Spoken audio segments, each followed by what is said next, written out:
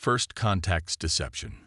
The Helios Observatory's main viewing chamber was silent except for the soft hum of quantum computers and Dr. Sarah Chen's rapid typing. The facility, buried deep within Mars' Valles Marineris, was humanity's most advanced listening post, not that anyone beyond Earth's solar system knew it existed. Director Chen, you need to see this. Lieutenant James Rodriguez's voice carried an edge that made Sarah's fingers pause over her holographic keyboard. In 15 years of monitoring deep space, she'd never heard him sound quite so unsettled. The massive display wall shifted as James transferred his data, revealing a pattern of signal anomalies spreading across the Oort cloud. They were subtle, so subtle that their old systems would have missed them entirely. But the quantum arrays didn't lie. Something was out there, watching. How long? Sarah asked, already knowing she wouldn't like the answer. Based on signal degradation patterns, James pulled up a timeline. They've been there for at least 6 months, watching, analyzing, and they think we haven't noticed them. Sarah allowed herself a small smile. The Helios Observatory was just one piece of humanity's elaborate deception. While their visitors studied Earth's primitive satellite network and early fusion drives, humanity's true capabilities remained hidden behind quantum shields and dimensional cloaking fields. "Alert Protocol Omega," she commanded, "and get me a direct line to Admiral Harper." The chamber's lights dimmed as encrypted quantum channels opened across the solar system. Within seconds, Admiral Diana Harper's hologram materialized, her dark eyes sharp despite the early hour on Earth. "They're finally making their move," Sarah reported, transmitting the data. "Multiple stealth vessels, advanced enough to fool conventional sensors. They're positioning themselves for something big." Diana studied the patterns, her expression hardening. "The Federation Council. Just as we predicted. Have they penetrated any of our defensive screens?" "Negative. They're still watching our decoy tech, completely unaware of the quantum grid." Sarah highlighted the visitors' scan patterns. "They think they're dealing with a species that barely managed to reach Mars." "Perfect." Diana's smile held no warmth. "Humanity's greatest advantage has always been others' tendency to underestimate us. Maintain observation, but do not, under any circumstances, reveal our true capabilities. Let them think they're dealing with children taking their first steps into space." The Admiral's hologram flickered as she accessed deeper classified files. "We've spent 30 years preparing for this moment, ever since we first detected their probe and realized we weren't alone. Instead of rushing blindly into space, we chose to watch, to learn, to build our strength in secret." "Director," James called out, his voice tight. "New contacts emerging from fold space. Massive energy signatures. This is it. First contact protocols are initiating." The main display erupted with new data as a fleet of ships dropped out of faster-than-light travel just beyond Mars orbit. They were beautiful in a terrifying way. Massive vessels of crystalline alloys that seemed to bend light around them, each one large enough to dwarf humanity's largest official space stations. "Right on schedule," Diana murmured. "They're following the same pattern they've used on dozens of other emerging civilizations. A show of overwhelming force masked as a peaceful diplomatic mission. Offer protection, offer advanced technology, and slowly bind the young species in chains of dependency and control." Sarah watched as the alien fleet moved with precise formation into the inner solar system. Their sensors swept Earth's defense networks, finding exactly what they expected to find: primitive kinetic weapons, basic shield technology, and early warning systems that would seem laughably simple to an advanced civilization. "They're broadcasting," James reported. "Standard radio frequencies. They're matching their technology to what they think we can receive. The message is, it's an invitation. The Galactic Federation welcomes humanity into a new age of peace and prosperity." "How generous of them." Diana's hologram smiled again. "Maintain Protocol Omega. Let's show our guests exactly what they expect to see: an awestruck young species, grateful for the guidance of their betters." Meanwhile, deep within the quantum-shielded facilities scattered throughout the solar system, humanity's true fleet waited. Ships powered by dark energy drives, weapons that could tear holes in space itself, defensive systems that had been tested and perfected over decades of secret development. 30 years of hiding our true nature, Sarah mused. Maintaining two separate space programs, the public face of early exploration and the hidden reality of our achievements. The greatest deception in human history. And necessary, Diana added firmly. History taught us what happens when advanced civilizations encounter primitive ones. We learned from Earth's past, from countless stories of conquest masked as benevolent first contact. This time, humanity chose a different path. The alien fleet had reached lunar orbit. Soon they would make their formal approach to Earth, expecting to find a species eager to accept their guidance, their technology, their control. They would find exactly that, on the surface. Let the game begin. Diana's hologram straightened. Remember your roles. Every human in the solar system knows their part in this deception. Let them think us naive. Let them think us primitive. Let them think us easy to control. Sarah nodded, watching as the fleet grew larger on her display, and when they finally discovered the truth. By then, Diana's image began to fade. It will be far too late. Humanity won't be conquered or controlled. We'll be the ones setting the terms. We'll be the ones demanding change. The Admiral's hologram vanished, leaving Sarah and James to watch as humanity's greatest performance began. On Earth, leaders would soon gather to meet their alien visitors, playing their roles perfectly, excited, overwhelmed, grateful. And behind quantum shields and dimensional veils, humanity's true power waited. The game of deception had begun. The Federation thought they were about to guide another young species into their fold. Instead, they were about to learn a vital lesson about underestimating humanity. In the silence of the Helios Observatory, Sarah Chen smiled. Let them come. Let them think themselves masters of the game. Humanity had been playing a longer game all along. The Hidden Fleet. High Ambassador Zixtal stood before the Federation Council's emergency session, his crystalline form reflecting the harsh lights of the chamber. The holographic displays behind him showed images of Earth's supposedly primitive space program. Grainy footage of chemical rockets, basic orbital stations, and early fusion drives. I assure you, his resonant voice filled the vast chamber. Everything is proceeding according to standard integration protocols. The humans are. He paused, searching for the right word, appropriately impressed by our technological superiority. Supreme Counselor Ven, her serpentine form coiled on the highest tier, flicked her tongue thoughtfully. Yet you seem troubled, Ambassador. What aren't you telling us? Zixtal's crystalline surface rippled, a sign of discomfort among his kind. There are anomalies, small things, data that doesn't quite align. During our initial survey, we detected trace elements of quantum fluctuations around their solar system, but our deep scans showed nothing but primitive technology. Quantum fluctuations. Ven's scales shifted color. Impossible. Their level of development barely allows for space travel, let alone quantum manipulation. Precisely why we dismissed it, Zixtal agreed. But there's more. Their acceptance of our presence, their reactions to our technology. It's all correct, yet somehow rehearsed, as if they're playing a part they've practiced. Before Ven could respond, the chamber's emergency alerts flared to life. A junior analyst rushed in, their multiple appendages clutching data crystals. Supreme Counselor, we've lost contact with Integration Fleet 7. Lost contact. Ven's coils tightened. How? They were merely conducting a standard resource survey of the human's asteroid belt. The analyst plugged a crystal into the display system. The holographic image shifted, showing the last transmitted data from the fleet.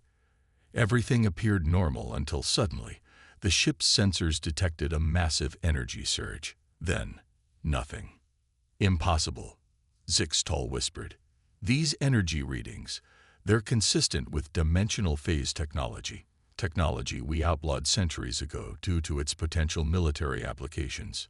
Deep in Earth's Quantum Command Center, buried beneath the Pacific Ocean, Admiral Diana Harper watched the Federation's confusion with grim satisfaction.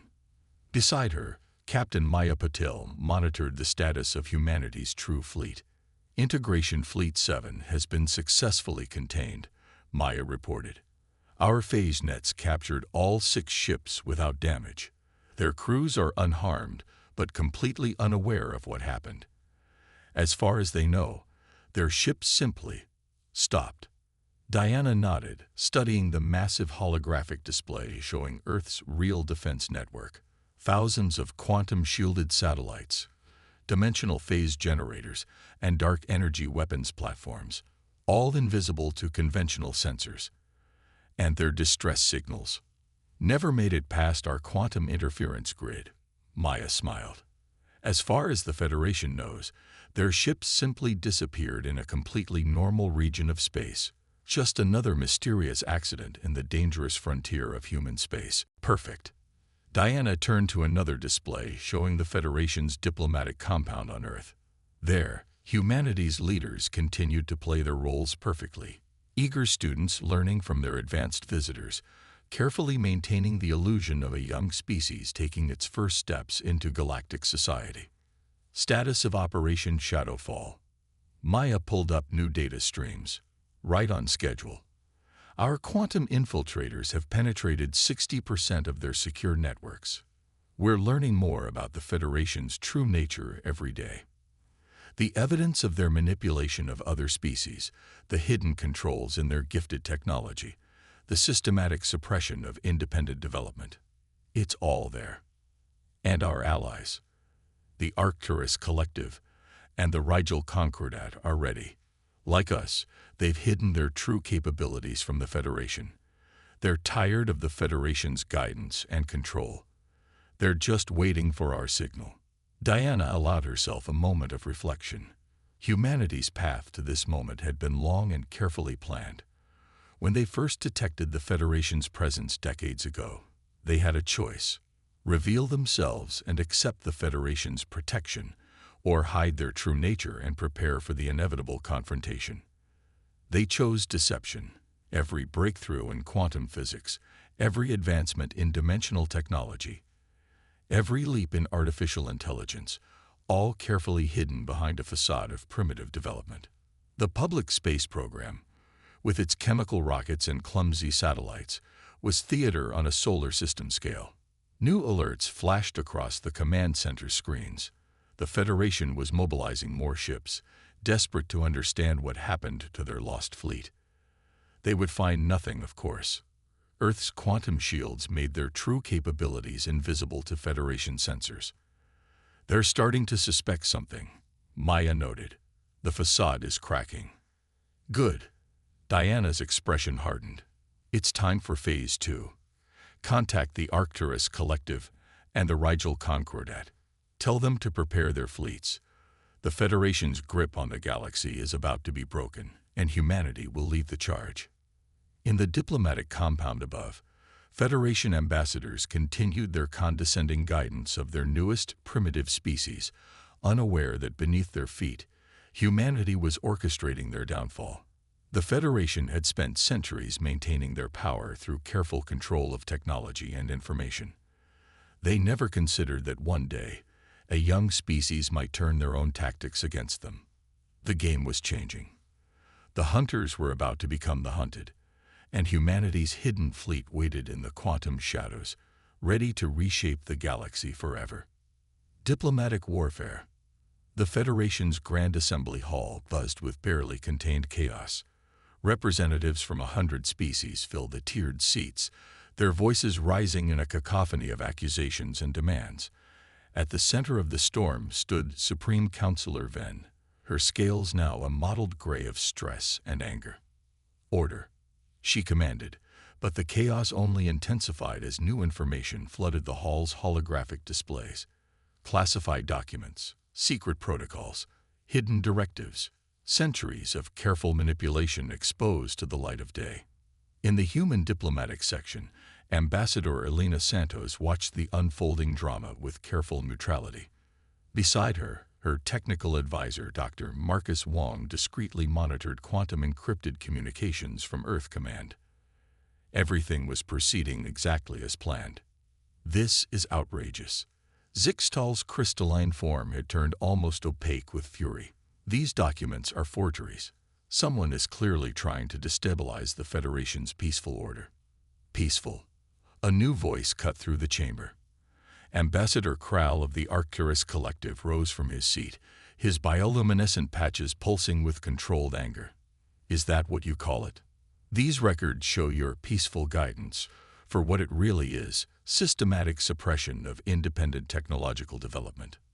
More displays activated, showing the hidden kill switches and control protocols embedded in every piece of Federation-gifted technology.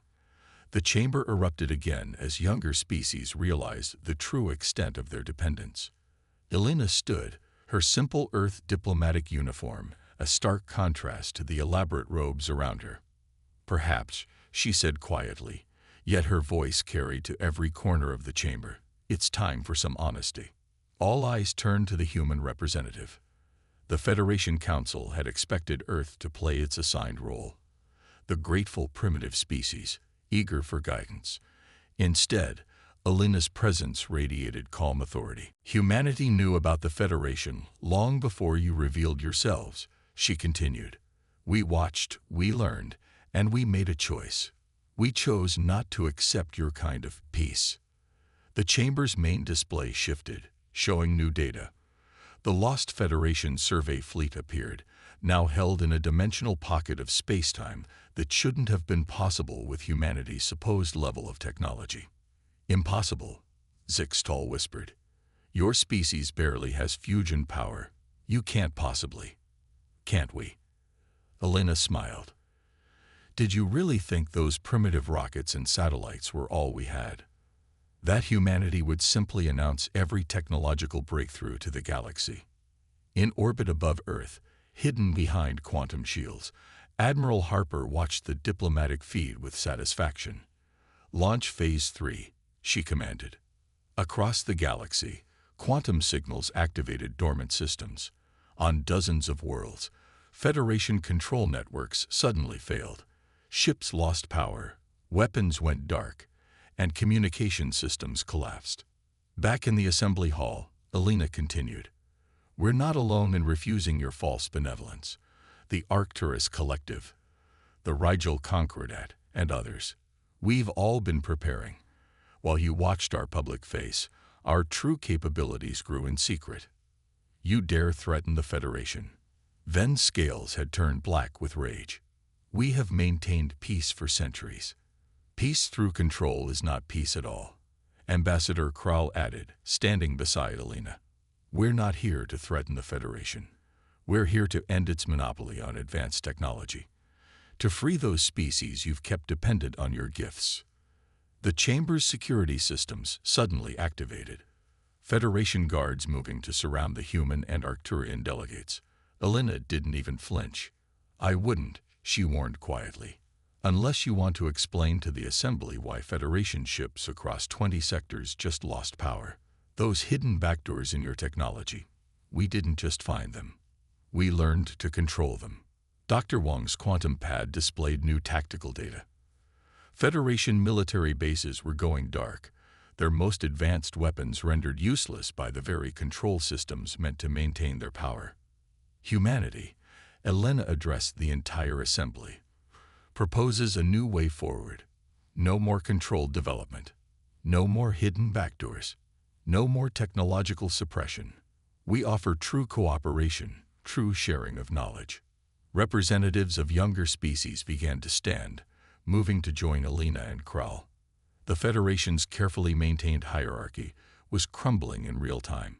In Earth's quantum command, Admiral Harper watched the coalition forming with satisfaction. Decades of preparation, of careful planning and hidden development, had led to this moment. The Federation had never considered that their tactics, control through technology, hidden observation, careful manipulation, could be turned against them. Status of Federation military response. she asked. Maya checked the quantum feeds. Their primary fleets are trapped in dimensional null spaces. Secondary forces are scattered, unable to coordinate without their control networks. The Arcturus and Rigel forces are moving to secure key Federation installations, all proceeding according to plan. The assembly hall had devolved into two clear factions. The old guard of the Federation Council, their power slipping away, faced a growing coalition of species led by humanity, the Arcturians and the Rigel Concordat. The choice is yours. Elena's voice carried the weight of certainty. Continue to fight for control and watch your power crumble, or join us in building something better. Humanity didn't hide its advancement out of fear, but to ensure that when this day came, real change would be possible. The Federation's grand experiment in controlled development was ending. In its place, a new order was emerging, one built on genuine cooperation rather than manipulation and control. And humanity, the species that had learned to hide in plain sight, was leading the way. The galaxy would never be the same. The Liberation Initiative. The quantum war room beneath Mount Olympus on Mars hummed with activity as holographic displays showed the galaxy in turmoil.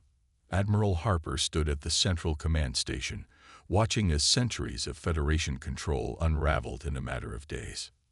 Status report, she commanded, her eyes tracking the movement of countless ships across the three-dimensional stellar map. Colonel Sarah Chen, recently promoted from her role at the Helios Observatory, stepped forward. Federation hardliners have retreated to their core systems, taking with them any advanced technology they could salvage. But their control networks are still compromised. They can't reactivate their automated defense systems without risking them falling under our control. And the coalition, growing stronger by the hour, 37 previously suppressed species have joined our alliance. The Arcturus Collective is helping them remove Federation backdoors from their systems. The Rigel Concordat is sharing their own hidden technological developments. It's a technological renaissance out there. Harper nodded, but her expression remained grim. And the holdouts. A new hologram materialized, showing Supreme Counselor Ven addressing her remaining loyal worlds. The Federation leader's scales had turned a deep crimson, a sign of both rage and fear among her species. "They're calling us terrorists," Sarah reported, claiming we're destroying millennia of peace and stability. They've activated their deep space fleet, ships even we didn't know about. Old tech, but powerful. They're gathering for something big. Of course they are. Harper's smile was cold. Their entire power structure is based on being the most advanced civilization in known space. We shattered that illusion, but they still have teeth. The stellar map shifted, focusing on the Federation core worlds. Massive energy signatures indicated the movement of ancient warships, awakening from centuries of dormancy. "They're desperate," Sarah observed. "These ships, the energy readings suggest they're powered by contained quantum singularities, incredibly powerful, but unstable. Using them is practically suicide." "Desperation makes people dangerous," Harper agreed. She opened a quantum channel to Earth's diplomatic team. "Ambassador Santos, are you seeing this?"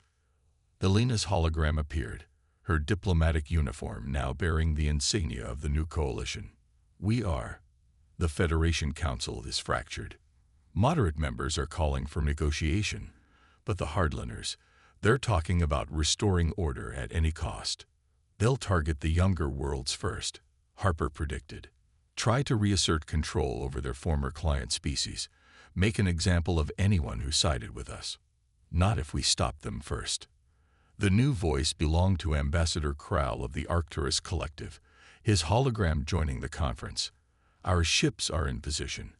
The Rigel defense grid is online. We can protect the freed worlds." Harper magnified a section of the map showing Federation fleet movements. "They're not just gathering ships. These energy signatures, they're activating something else. Something old. Deep in Federation space, ancient weapons platforms were awakening. Orbital arrays that could destabilize stars, planetary engines capable of tearing worlds apart, weapons so terrible the Federation had banned their very concept, while secretly maintaining a handful for emergency use. This was always their final failsafe. Elena's voice was tight. If they couldn't control the galaxy, they'd rather see it burn.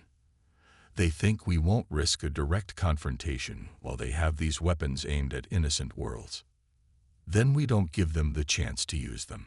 Harper's fingers danced over the quantum controls, bringing up classified files even most of Earth's leadership didn't know existed.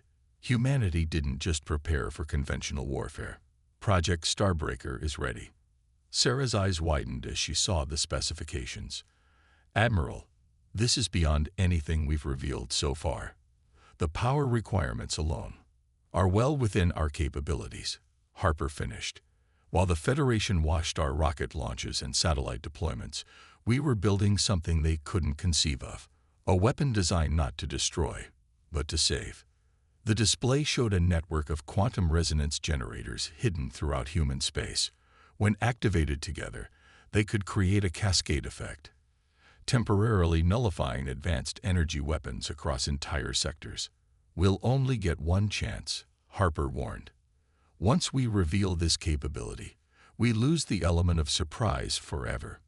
But if it works, we can end this without massive casualties.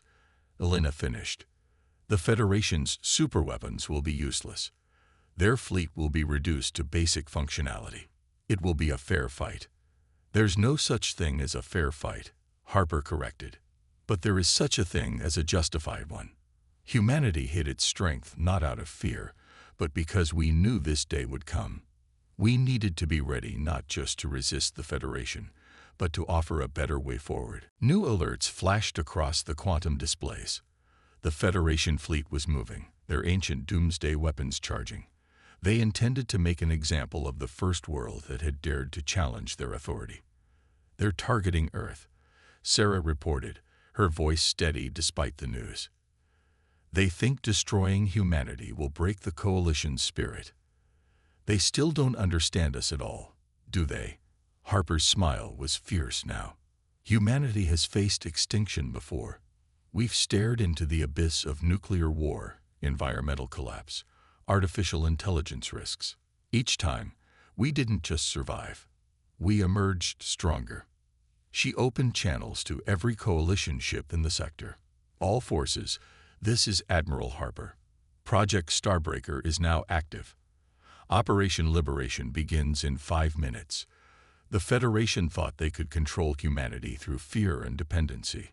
It's time to show them exactly why that was their biggest mistake. The quantum resonance generators powered up, their energy building to levels that would have been impossible according to Federation science. Humanity's greatest secret was about to be revealed, and with it, the galaxy would change forever. The final battle for the future of galactic civilization was about to begin. A new dawn. The galaxy held its breath as the Federation's doomsday fleet approached Earth. Their ancient weapons, powered by contained quantum singularities, cast distorted shadows across space-time itself. In the quantum war room, Admiral Harper watched the approaching armada with cold determination. Project Starbreaker status, she asked, her voice steady despite the weight of the moment. Quantum resonance network at 98% synchronization. Sarah Chen reported. All Coalition forces are in position. The Arcturus fleet is standing by to protect evacuated worlds. Rigel defense grids are ready. Ambassador Elena Santos' hologram flickered with interference from the Federation's weapons. They're broadcasting their demands. Complete surrender of all Coalition worlds. Return to Federation oversight. Public execution of all resistance leaders. How generous of them. Harper's smile was razor-sharp. Send our response. Elena nodded, and across every communication channel in Federation space, humanity's message played. It was simple, just 3 words. Not this time. The Federation fleet opened fire. Beams of concentrated quantum energy capable of shattering planets lanced toward Earth. For a moment, they seemed unstoppable, the ultimate expression of Federation power.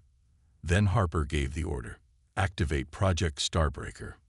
Throughout human space, hidden quantum resonance generators surged to life. Decades of secret research, countless breakthrough discoveries, all leading to this moment. The generators created a cascading field of quantum interference, spreading across entire sectors at faster-than-light speeds. The effect was immediate and devastating. The Federation's quantum singularity weapons began to flicker and die. Their mighty warships, dependent on advanced energy systems, suddenly found themselves running on emergency power. The entire attacking fleet hung in space, their unstoppable assault transformed into floating monuments to hubris. By the void, Ambassador Krell's voice was filled with awe. You actually did it. You found a way to selectively disable advanced energy manipulation across entire sectors. Impossible.